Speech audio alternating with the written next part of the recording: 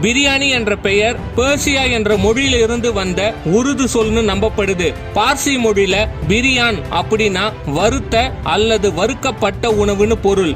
இருந்தாலும் பிரியாணி என்ற வார்த்தையோட தொடக்கம் பெர்சியாவா அரேபியாவான்னு விவாதம் போயிட்டு தான் இருக்கு.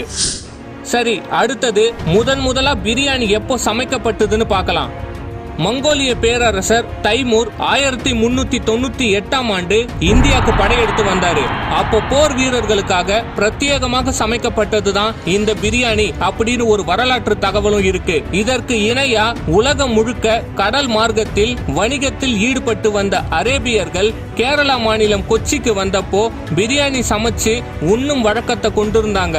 அவங்க மூலமாவும் பிரியாணி பரவி இருக்கலாம்னு சொல்லப்படுது. ஒரு வாட்டி போர் நடந்துட்டு இருந்தப்போ அந்த இடத்துக்கு ஷாஜஹானோட மனைவி மும்தாஜ் போர் வீரர்களை பார்த்து ரொம்ப வருத்தப்பட்டதாகவும் அதுக்கப்புறம் அவங்க அந்த